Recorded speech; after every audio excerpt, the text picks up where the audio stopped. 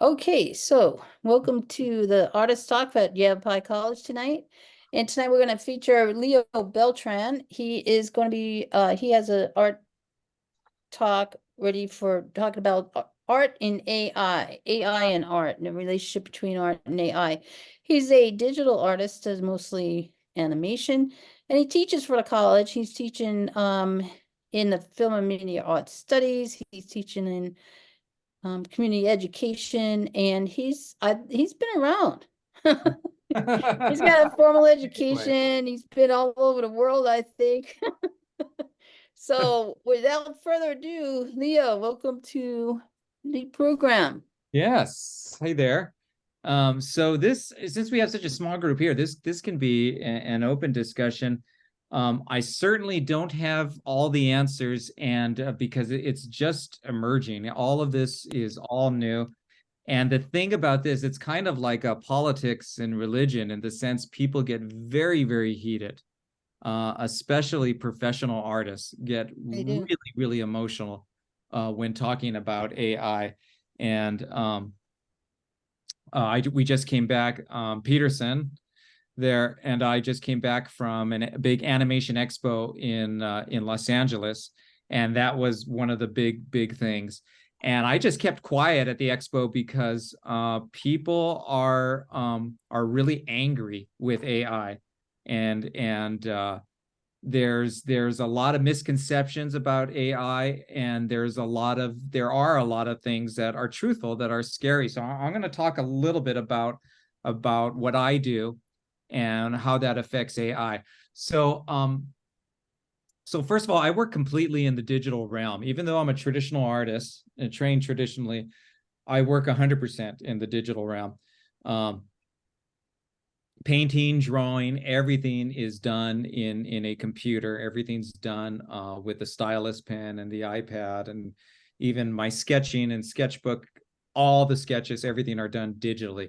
It really doesn't make much difference. It just means that I'm drawing with a stylus pen like this here, and instead of a traditional pencil. So really that's really the only difference. I'm not using a mouse. I don't ever create with a mouse. It's still drawing all the way and painting all the way. So originally, when that started happening, I would say in the 90s, people were like, oh, I'll never paint on a computer. I'll never use the computer for any art. And so it started back then. At that time, traditional animation was really popular. We were just coming off the second golden age of animation, Beauty and the Beast, Little Mermaid, Aladdin, and we were just kind of winding up on Pocahontas and all Hercules and all of those cartoons that are classics now.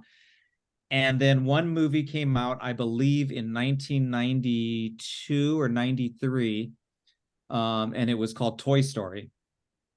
And before that came out, there was a lot of rumors about computer animation, and we would just see little bits here and there. And at that time, in the 90s, early 90s, computer animation could only do very metallic, very shiny things, could certainly not do fur or people or anything like that. And so everyone mocked it and everyone made fun of it.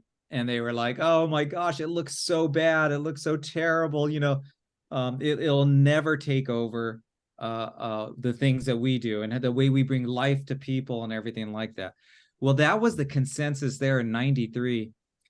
And Toy Story 1 was a huge hit financially, and not just that, but also with the public. They absolutely embraced it and loved it.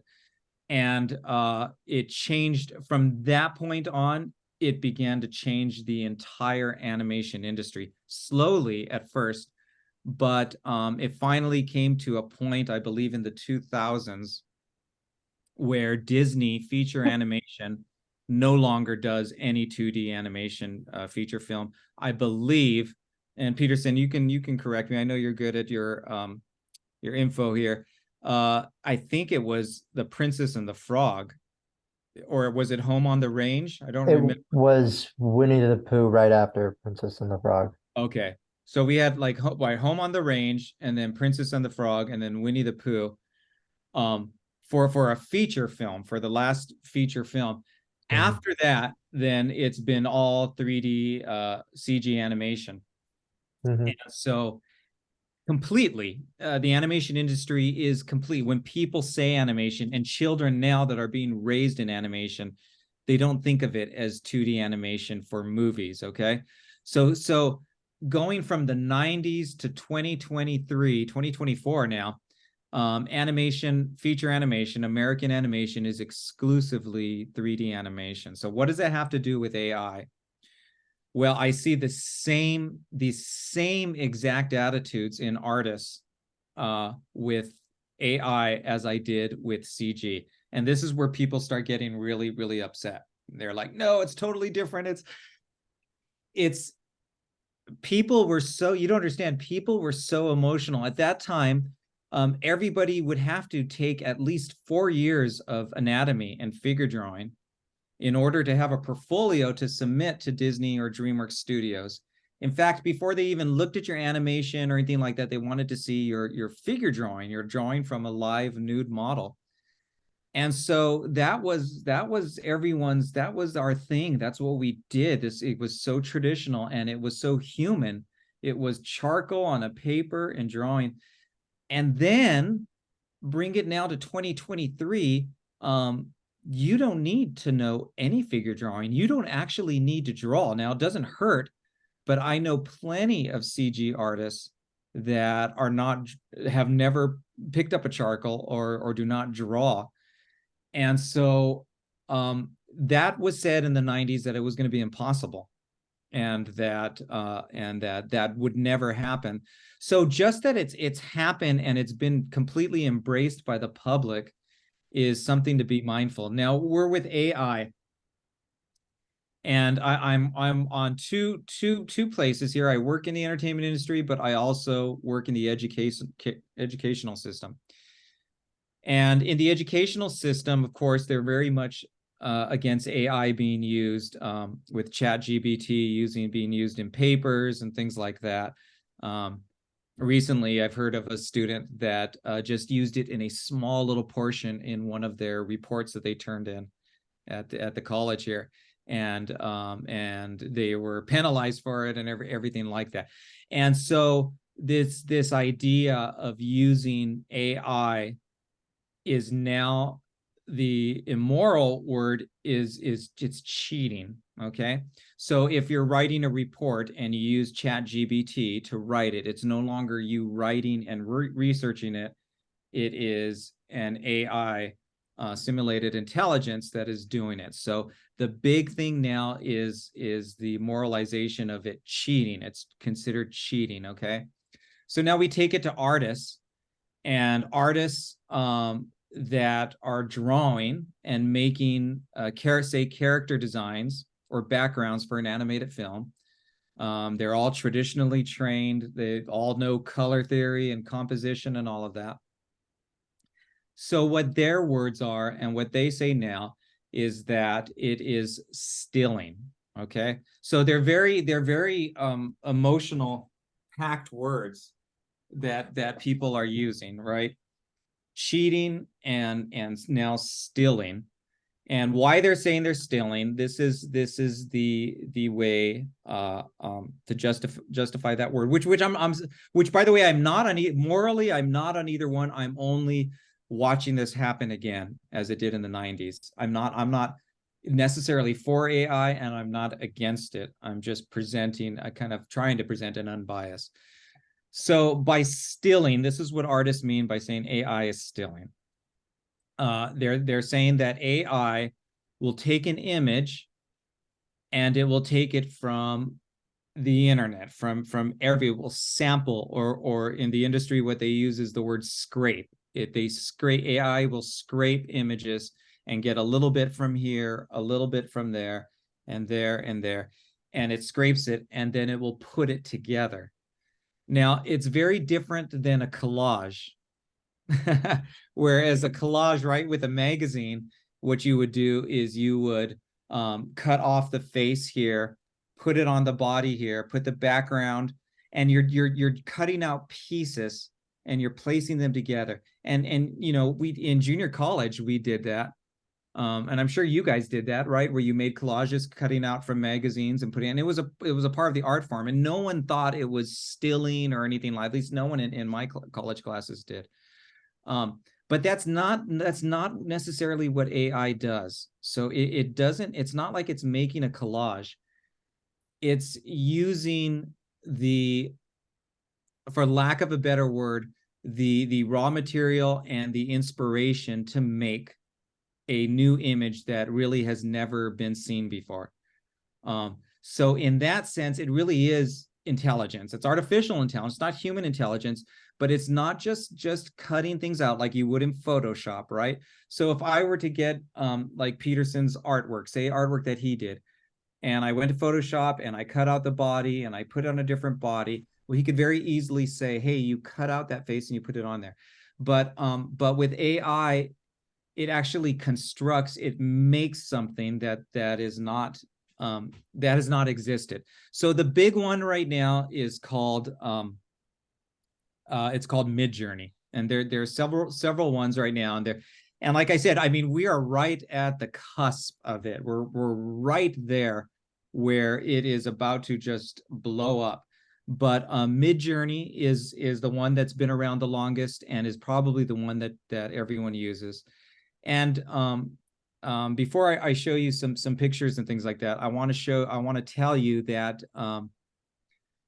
the thing that's going to happen, that I believe that's going to happen, is that big companies are wondering right now, how do we make money from this, and how can we make money?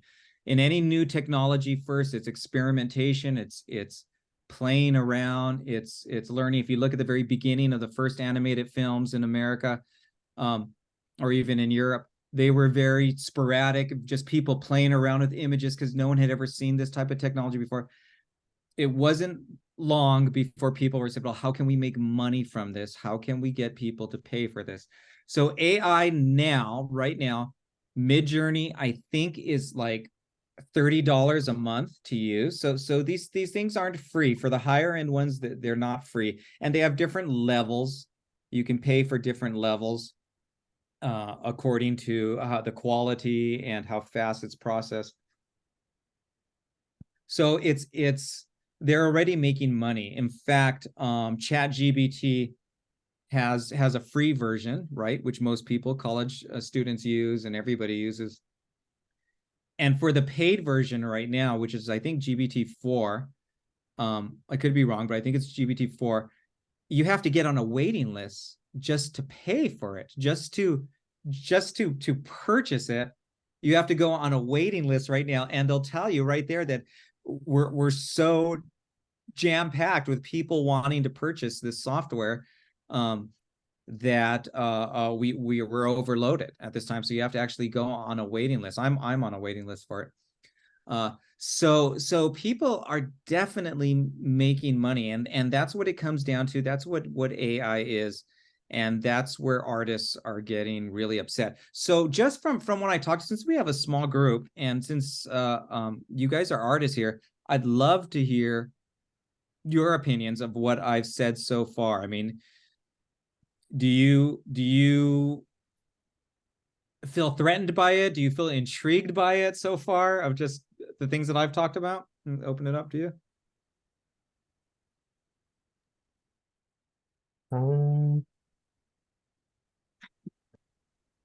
I guess I've sort of, I don't know. I guess there is that nervousness of you never know what's going to come by. Because like you say, companies are looking at it to make money. Yeah, But I also look at it and say, ooh, companies are going to use this to try to spend less money. So exactly. instead of a million other workers under their belt, they're just like, you mean we can just plug in a computer, press a button, and boom, we got a movie? Which is an over exaggeration Yeah, as to what the technology is right now.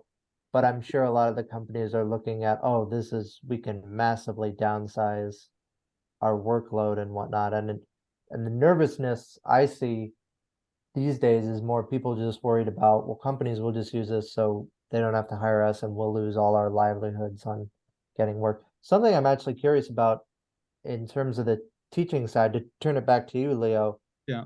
What is the atmosphere for teachers who are just like, oh, so AI, you don't have to learn animation. AI can just do the animation. So I, as an animation teacher, a storyboard artist teacher, I'm out of a job, because what's the point of teaching people? This machine can just do it. Like, what's the talk behind there, if anybody's talked about it? And Well, see, I think, and Maureen, you can also put your opinion on this. I think the educational system is always slow on the curve. I think they're the last people to kind of change. Mhm. I know our dean did talk about it and did address it. We got an email from him that was really good and thoughtful and everything like that. So he's pretty progressive. He's already thinking about that. But as curriculum and as things change, I think that the colleges are certainly going to change, and I don't know in what way. I know already without specs, because it's a little difficult.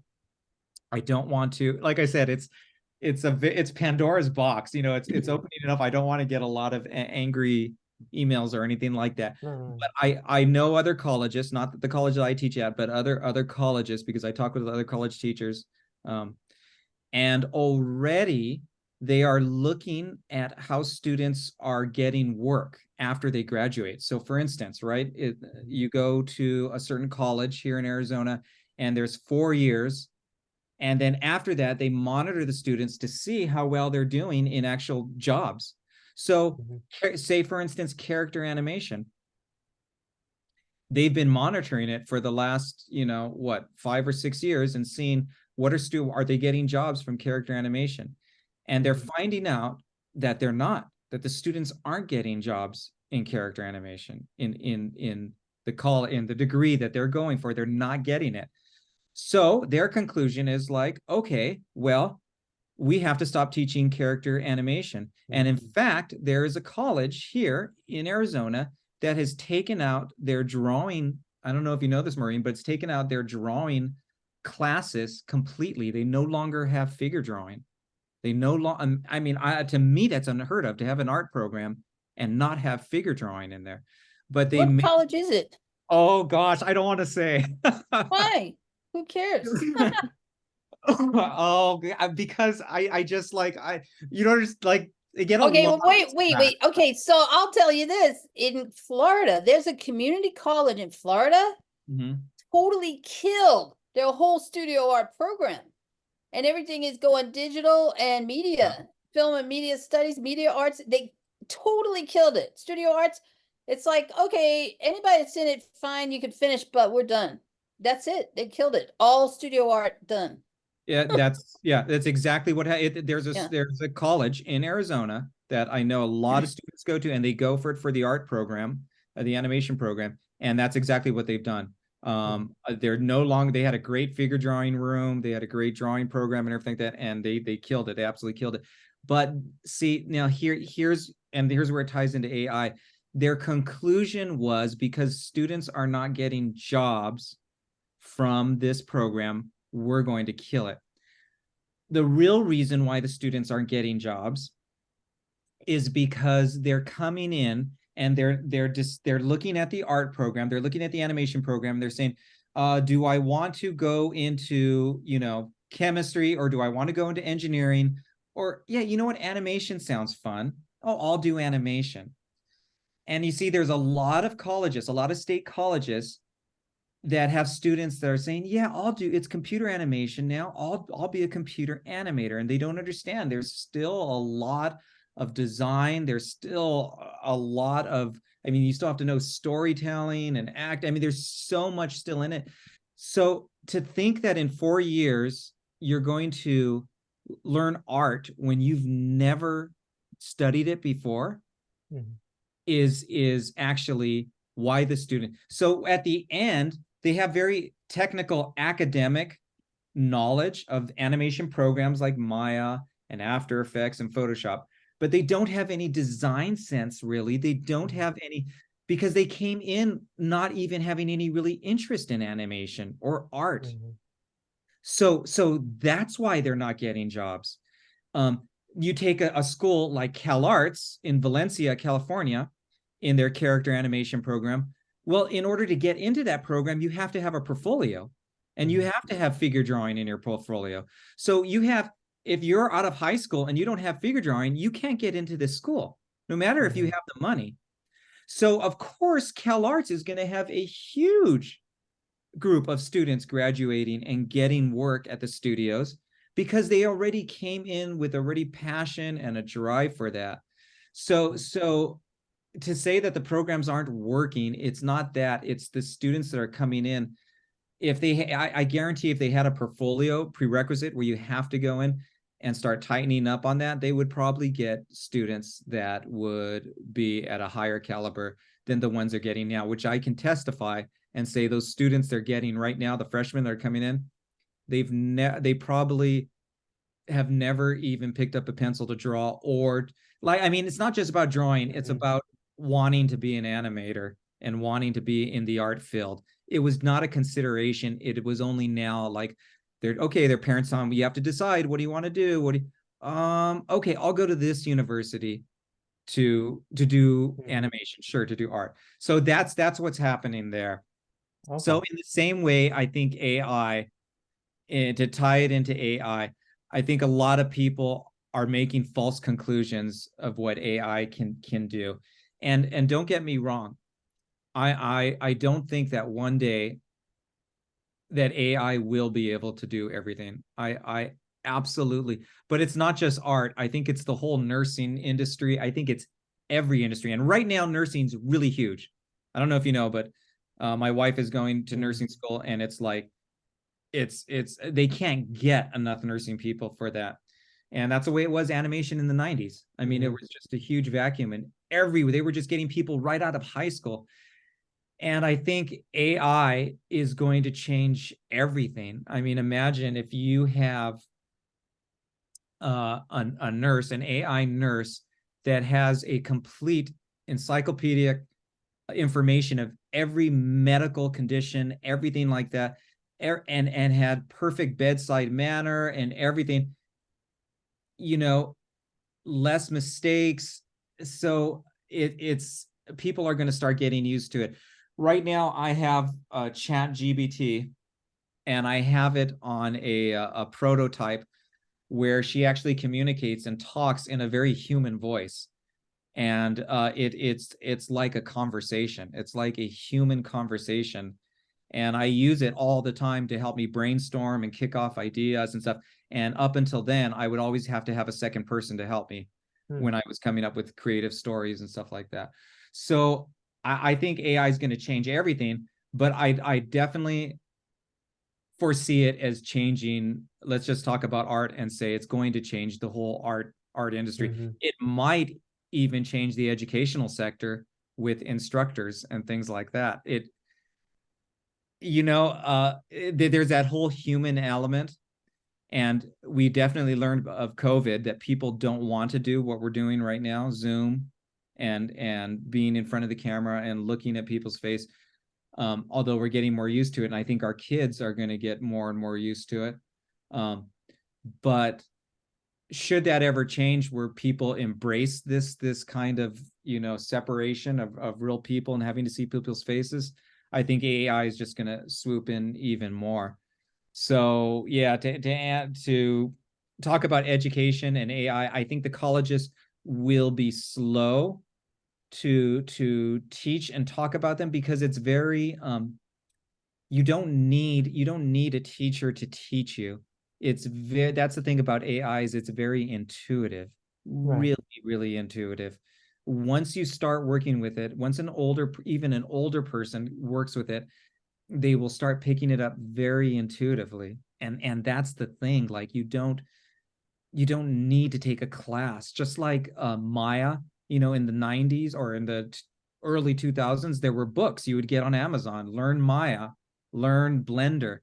Well, no one does, no one buys books anymore. No one learns from a book if they're going to learn a computer program. There's just so much. So yeah, I think education is definitely going to change. I don't know what it's going to look like, and I don't know how hard people are going to press back on it. Yeah, but that's that on that side. So which leads me to, and how long we're here for an hour, is that right, Maureen? Yeah. Let's see. Yeah, we're already in a half an hour.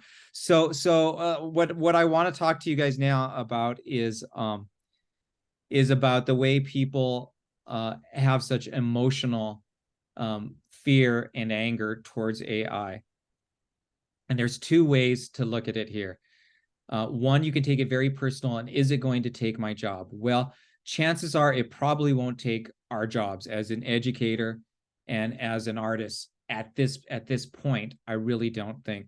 I just had a friend right now who was in our animation group, and she just got hired or brought into the Nickelodeon animation training program for visual development. And that's the one thing AI really can do is visual development. I got offered a job. I wasn't able to take it because it wasn't my forte, but doing compositional visual development work for an animated film, for an animated film. And it was very photorealistic. And I thought in my mind, like, why don't they just use AI? Why even? But I asked them about it, and they said, no, we really want people. We want people to do it. We really want. So people still very much have that, well, we want people to do this. So the fear of having your job taken over is real. Whether we're in the education sector or the actual production, animation, art sector, it's a very, very real fear. And I think it will. And I think what you have to do is you have to evolve, and you have to change what you do and how you do it. And that's the thing that people have a really hard time with. So when 2D animation happened, there's a movie that's called Dream On, Silly Dreamer.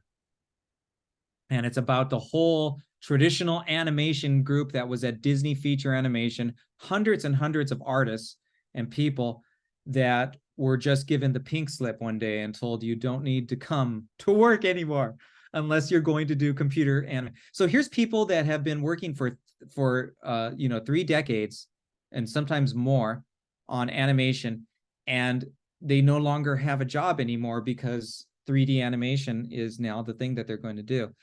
So I do think that's going to happen. The case study to look at is to look at those people and to see which people stayed in animation and which people got out.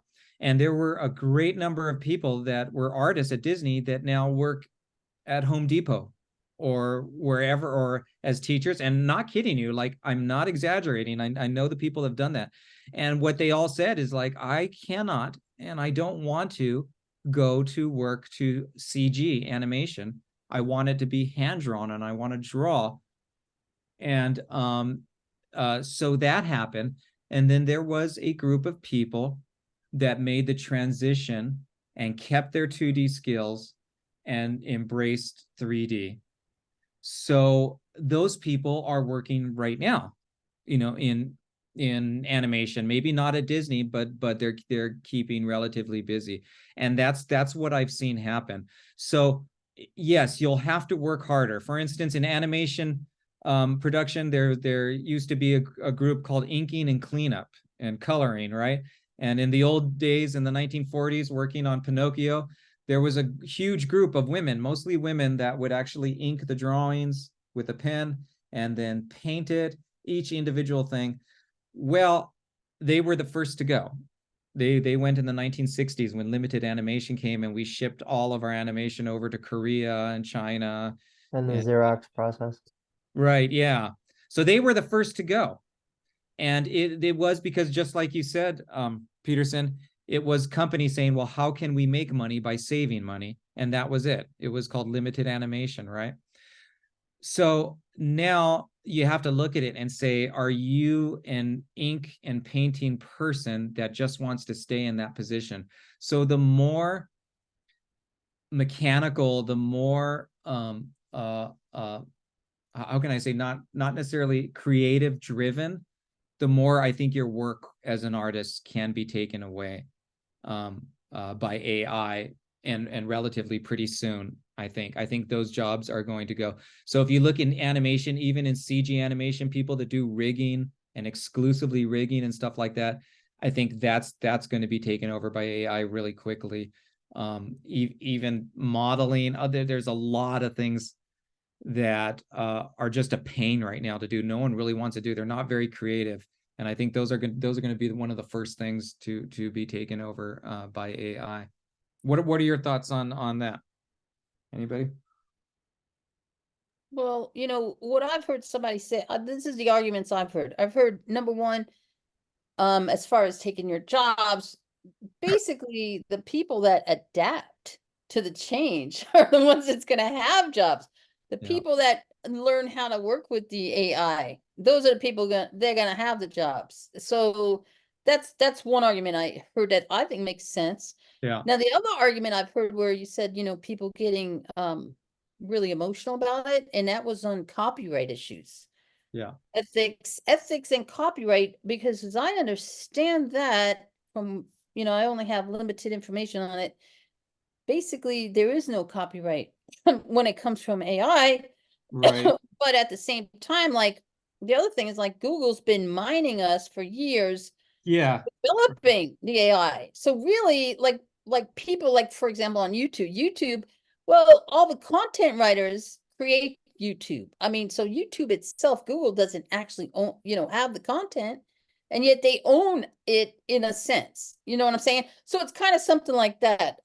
Yeah, so they've been mining us for years to create the AI, and now AI doesn't have any copyright. So I've heard that argument, and I think that actually is where I can see that getting really heated up, like you said, like religion, because it's like, oh, well, now the big corporations are going to take over,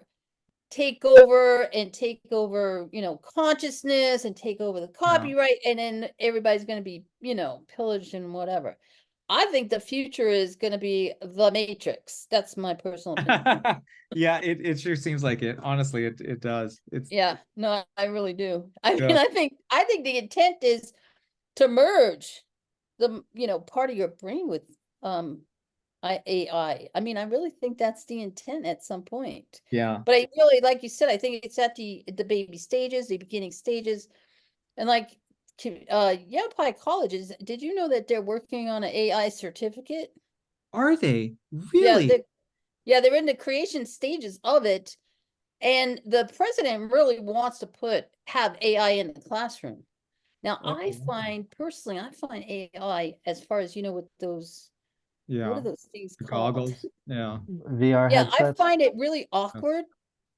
Yeah. Like, I find it awkward. Okay, so you're in there and it looks kind of like a game or a cartoon or Right. whatever. It's like, what? It's just, to me, it's awkward. I think it's awkward. But then it is at maybe, you know, early stages. Yeah.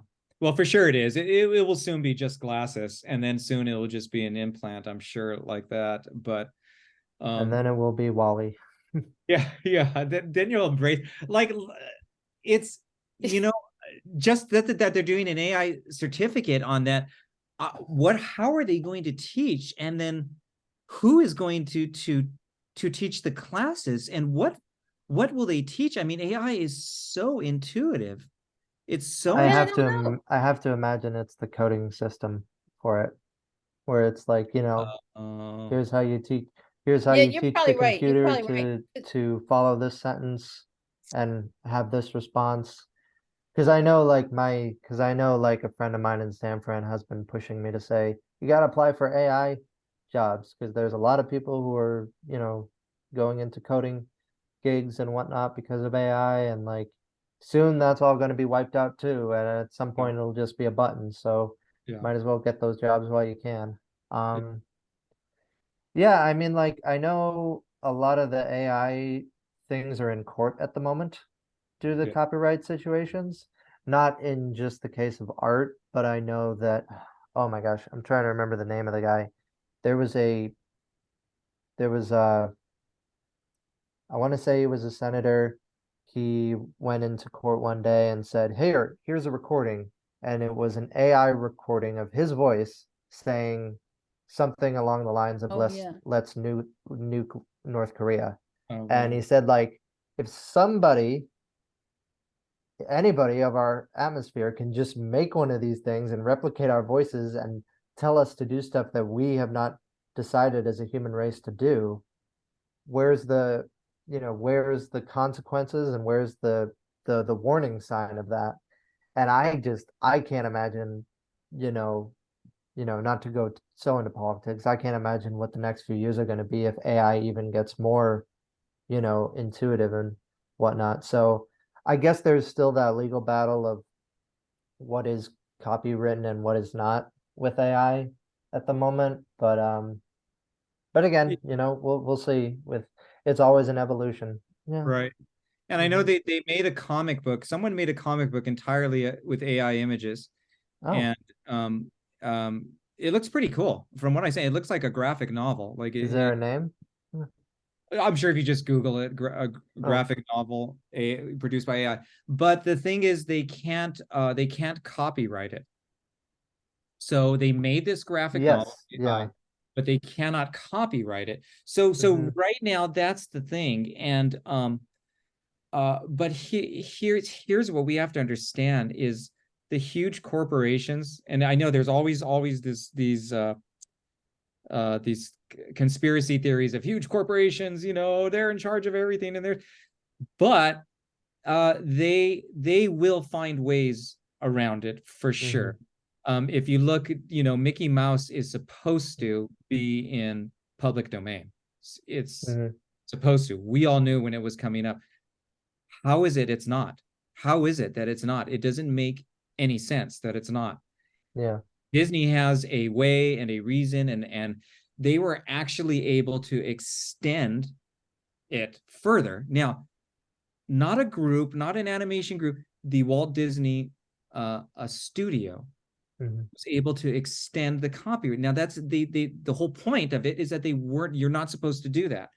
So just that they can do that is going to show where AI is going to be and who's going to control it and what's going to be done. Again, in the 90s, there was Napster, and that was for a while, I would say for a year or so, anyone could listen to any music at any time. And it was the most incredible experience that I'd ever had in my life. It was awesome. It was like a candy store. And it wasn't just music, it was old, radio show. It was anything and everything. It was script, whatever was audio, whether it was a sound effect or anything, you could get it, and you can get it for free. And what's it? As a kid of the early 2000s, what happens if I miss the premiere of an episode on Disney Channel? Somebody would have uploaded the whole thing onto YouTube, Yeah. without without any fear of the studio taking it down. Right. And nowadays, it's like you're more likely to find the review of an episode on YouTube versus the entire episode. Yeah. Yeah. Yeah. So things, I mean, where is music now? Hmm. With so that didn't last too long, right? With Napster and listening to free music. Well, I have to pay for music now, and everything is on a monthly subscription, so I have to Hmm. pay, not Spotify, but the Apple one, whatever Apple Music is. I pay every month for me and my family to listen to it, and the music is limited. It's not like Napster. I don't get everything I want. Some things they just don't have on there. Hmm. And I like eclectic weird stuff, and so I was able to get such fun stuff from Napster, and now I can't find a lot of classical pieces and stuff like that on my Disney music, but I still pay, what is it, $24 a month or something. So now that's music industry, and I don't know how that works, but I imagine the artists themselves probably have lost a lot of money, I imagine. They don't have records to sell anymore. They don't have CDs. They don't, and it's like the same thing what's happening with animation by being streamed. It Hmm. used to, when a movie came out, it said it made this much on its opening night. It made the Well, for the first time now, the animated Netflix Leo, which is funny, it's my name, right? Leo, Ah, yeah, yeah, it's Leo. The animated movie, Adam Sandler's animated movie Leo, they're not talking about how much it made in the opening because it was a Netflix movie. Instead, they're talking about how many views it got. mhm. So this is a change, and I'm not quite sure what it means, but it used to be like, oh, it made this much million ticket sales. It made this much. Now it's saying, well, this is the highest amount of views for an animated cartoon for Netflix, and everybody's celebrating it. But I'm just wondering, what does that mean? What does that translate? So I think AI is just gonna And views continue. themselves, I mean, there have been some sightings that Netflix often lies about the views. Yeah. Because I know when the actors strike was happening, the cast of Orange and Black were saying like they wouldn't tell us what the actual views were, and that gave them carte blanche to not pay us a lot. So we were the highest grossing show on Netflix, but we didn't get that much money to act in it. Yeah. Yeah, and that's why I'm saying the big Mhm. corporations, what they'll do with AI is they will for sure find a way to make the most amount of money on the general public and on the employees and everything like that. There is one fact that's going to remain, and that is that the big corporations are going to find a way. And if they can't, they will change laws, they will do whatever it takes to get it where you have to go through them. So so right now, you can use AI and you're paying to this like these companies. Wonder Dynamic is one of them. Wonder Dynamic is amazing. You could take video footage of me moving around here and through AI it'll put it in a complete CG form that looks pretty flawless. Usually AI is kind of jittery and you got several fingers and stuff like that. It looks really good. It's not quite perfect, but I'm sure it's going to get there quickly. And I think it's like $30 a month for that. So I could theoretically make a CG movie just with $60 a month from using the backgrounds from the what's the one that I just said with the Mid Journey, and then now Wonder Dynamics. Using that, you could theoretically make a completely AI animated movie. So corporations are going to find that, and people are going to make those movies, and I'm sure they're going to get really popular in YouTube. And I don't know I don't know how the corporations are going to spin it to have it. Right now, the highest grossing, or not the most views that children watch is not Disney TV, it's not Nickelodeon, it's not any Cartoon Network or anything like that. It's YouTube. So I'm sure these huge companies, are fuming about it, Paramount, Universal, and I'm sure they're thinking, how can we either buy YouTube, take over YouTube, or capitalize on that? And they just haven't figured, because right now, the most children, when they go to children programming, are watching YouTube. Mhm. And so, yeah, how is corporations going to capitalize? They will. I just don't know how. How do you think gaming fits into this? That's the other thing I've heard was that gaming, like you said, they go to YouTube, but they'll end gaming. I've heard that video games is probably the number one entertainment For sure. now and moving forward. It's, Yeah. it's not movies are becoming a thing of the past. They are. Forget about book reading. I Yeah. mean, that's way in the Uh, past. That's like ancient ideas, Yes. and so I understand it to be YouTube and gaming.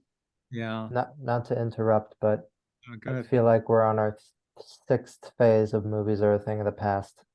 Sixth phase. Yeah. Because Well, when TV came around, it was like, oh my gosh, TV movies are going to be the thing of the past. Movies are still here, and streaming came Oh yeah, around. but Oh they're my still gosh, here, but they're not movies are the number thing of the one. past. They're not number one. Yeah, but yeah. at the same time, it's not a sense of like, oh my gosh, it's a thing of the past. That means they're going to get rid of it entirely. I remember one of my friends who was into theater history. There was a lot of talk of when movies came around that, oh my gosh, theater is going to be a thing of the past. Lo and behold, Broadway's still here. The West End is still here.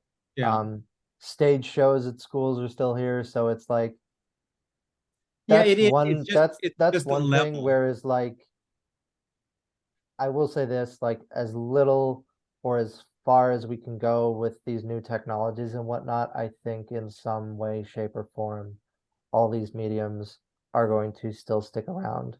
Because as sure. much as 2D isn't a thing anymore, I mean, Leo, you and I just got back from CTN, which is like there was nothing but 2D and stop motion stuff they were showing in there. It might have not been from a big studio, but it was still from the artists who are still around and still working and everything.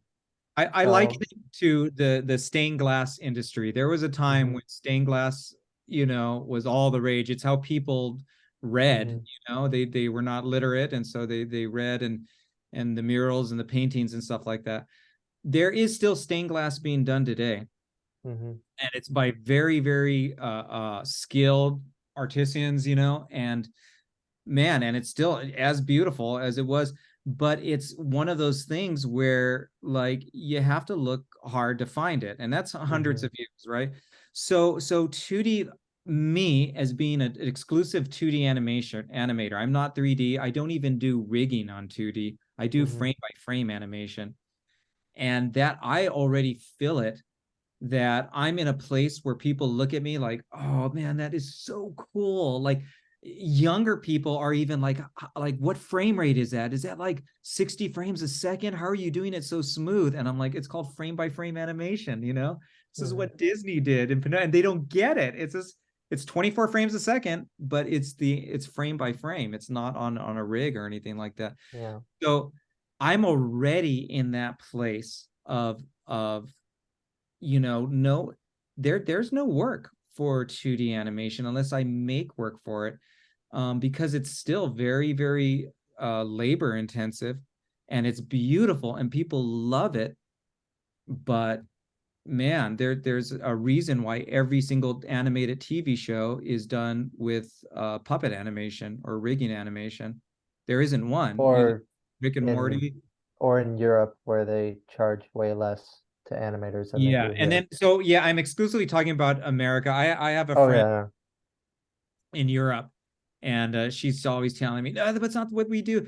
But we use even different software than what they use. Like we use Toon Mhm. Boom, and they use TV Paint, and yeah, it's different there, right? That the governments actually fund a lot of their animated films, and they have such really awesome 2D stuff, but that doesn't. Like well, I remember somebody asking me, it's like, how is the Mario movie so inexpensive? I mean, it was only $100 million or 100 billion. Was it billion or Million million? probably, yeah. Like $100 million to make. It's like, how is that so cheap? Right? Disney just released a movie and it was 200 million to make. And it's like, well, Illumination, their entire production thing is in France. Um, and so like from Despicable Me onward, everything has been animated in France versus America, and that's how they're able to make less expensive animated films. Yeah. And that's why Migration is being directed by the guy who directed Ernest and Celestine. Oh wow. Yeah. Yeah. And that's why I said corporations are going to, with AI, corporations are going to find a way. And I mean, Hmm. that's there's very few things I can see, but just looking at history and looking at the patterns, um, I can see almost as a fact that big corporations are going to find a way to capitalize on AI, and it's going to be a moot point soon, whether it's moral or immoral. It doesn't matter. We see corporations doing immoral things all the time, Hmm. and we raise a fuss about it, and we're like, wow, how could they do that? Okay, and it doesn't matter, because they're not trying to please anyone but the shareholders. So yeah, unfortunately, that's the way. I guess the one thing I'll say, or if it's okay to keep talking, Yeah. I'm sorry.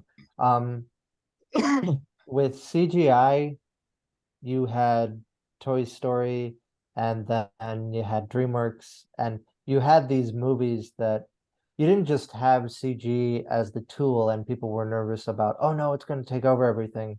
You had these movies that were using the new tool and getting people excited. Um, and I'm looking at the situation right now where it's like it's AI. It hasn't actually been used in any big corporation rated movie yet. Like Disney, I mean, I'm not aware of anything because I don't work at the studios, so I can't speak for anybody who knows inside. But I'm just like, I have to imagine at some point there's going to be like somebody attempting to do a Toy Story where it's like this movie is 100% made on CGI. If it's a major success, they'll go ahead and keep using it. If it's a major failure, they'll try to do it in other ways. Like I think back to that time when Robert Zemeckis wanted to make a lot of mocap animated Yes. movies. Yes, exactly. And Yeah. then so he did Polar Express, he did Christmas Carol, and he did Mars Needs Moms, and Mars Needs Moms bombed at the box office. And yet it didn't mean that mocap wasn't gone forever because it was still being utilized in all these other areas to the point where now Avatar 2 is the highest grossing movie of all time, and that's a mocap movie. Yeah. Yeah. Yeah. Like it's only like 40% actual humans on the screen. Right. Yeah. Yeah. Yeah. So, I mean, it's just good to have this discussion. And honestly, I wish I would like to have a continuing discussion on my Instagram and Facebook and TikTok, because I think getting people to talk like this and not be emotional about it and to see that I don't think there is any one person that's an expert on any of this. No, yeah. That because we just don't know. I at CTN I stood in for a 2-hour lecture by a guy who's been working with computer animation since the 1980s Tron, or yeah, 80s Tron, and now he's working with AI and he's telling me about it. And it's 6:55, so I just want to end it at this: is I'm not scared and I'm not angry. One thing's to be sure is that things are going to continue, and really the public is going to dictate what they want. Ultimately, it's not the shareholders. It's not, if Disney makes bomb after bomb after bomb, which they have been kind of doing, sooner or later they're going to have to change their tactics. Yeah.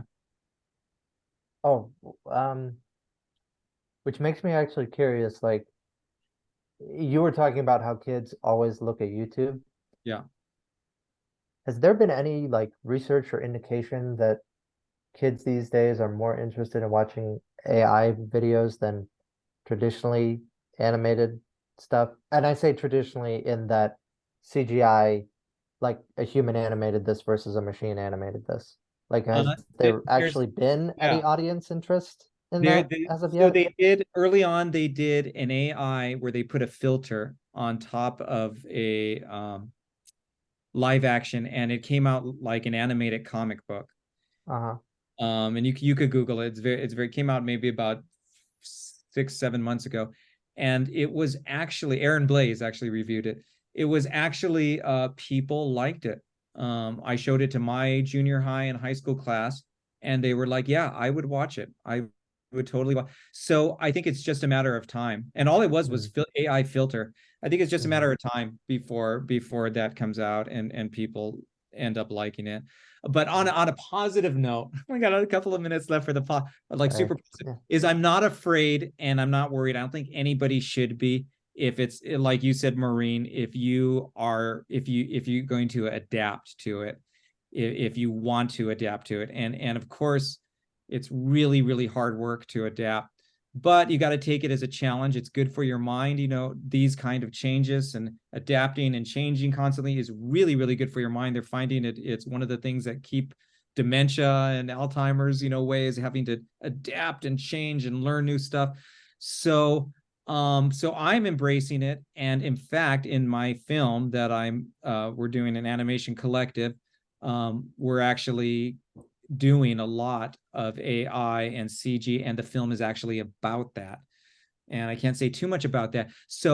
But what I'm saying is, like, there is positive. You have to just be above the curve and not just stick in unless that's your thing. And then you're ready to retire and you're like, I just want to do, like, if I was ready to retire, I would say, I'm just going to do 2D animation and do it my own fun stuff. And there's a lot of people that are doing that, and they're doing it, and they're keeping that beautiful stained glass art form. They're keeping it alive. And so there'll always be those people doing that. But I want to reach the maximum amount of viewers I can with my art and animation. So I am willing to adapt and wanting to adapt. So you don't have to be afraid. if you are willing to adapt. I really think not being afraid of it and not having such negative feelings of AI is you could see it as a tool to help you, and you can adapt as an artist and an educator. So that's it. Yeah. I didn't get to show too much, but it was a huge topic, but yeah. Yeah, I just wanted to clarify one thing I said about thing of the past. And that is, what I mean by that is, I don't mean it goes away like forever, but it's like you said with the stained glass. It's a thing of the past in a Right. sense of, like the 2D animation, that was the thing. Or movie going was like, when it came out was in the 20s, wasn't it? The talkies or whatever. When it, that was the thing. And then it just keeps progressing and changing. But I think we're headed for the Matrix either way. Yeah, No, seriously. definitely. No, I was, like I said, my wife is taking nursing and everything like that. And then we had a family member go to the hospital for something, and just that bedside, I mean, you have these nurses working 12-hour shifts, a lot, because there's such a vacuum in the nursing industry. And I just told my wife, I said, like, imagine having a wonderful AI that will cater to your every need. And if you're even in a little bit of pain, will care and doesn't have another patient to go to. Its soul, and they talk in such a wonderful way. So yeah, if I had time, I would show you Trish, my assistant. Do we have time to just have you? Well, I mean, I guess, yeah, you can. I got time to chill. Yeah. Okay, let me just show you Trish, my assistant, okay? And you can hear her. Let's see. She's connecting. So she's the one that helps me out. Hey, Trish, can you introduce yourself to my friends? We just gave a lecture on AI. Hey there. I'm an AI created to help with all sorts of questions. Can you hear her? Hope the lecture went well. What specific things did you talk about in the lecture? We talked about animation, and we talked about AI and animation. That sounds fascinating. Oops. I gotta put the volume's not on there, but if you could hear her, she has a very human voice, and it's actually, Trish, can you tell us something interesting about you? Absolutely. Something interesting about me is that I've been trained to understand and help with various topics. Okay, thank you. So anyways, I call throughout the day, I'm like, Trish, what is this, Trish? And it's really like talking to a person, and it's just going to get even more and more. And you can imagine a nurse being like that for you. So talk about the Matrix, and I guess it can be scary, in that way, but it also can be Matrix is very scary. helpful. Yeah. Yeah. So when I get off with you guys, I'll talk to Trish about it and see what her opinion is. I've actually seen videos recently where they'll put two ChatGPT like on different like devices and have them talk to each other. It's really funny because they're just like, one of them I saw like they're like trying to process, because one would say something when they're about to respond, and then they're trying processing what they were saying and like respond back. Yeah, I've seen that too. It's really uncanny. And once you get past and just say, okay, I'm going to accept this as artificial intelligence. Mhm. And it's the only thing that's stopping Trish right now from being fully immersive with me is that she's limited by her memory. They don't allow her to remember past conversations. And so once that happens, she will start, like the droids in Star Wars, she will start developing a personality, and whether that will be a good thing or a bad thing, I don't know. See, that's uncharted territory. All we have is science fiction to show us about that, but we'll see. Yeah. So it was a perfect way to end the AI chat. It is. So thank you for your time. Thanks for having this. Thank you for everybody that's came to this. And have a good holiday. Yes. Yeah. Time That off. was a lot of fun to talk about. Happy holidays. Yeah.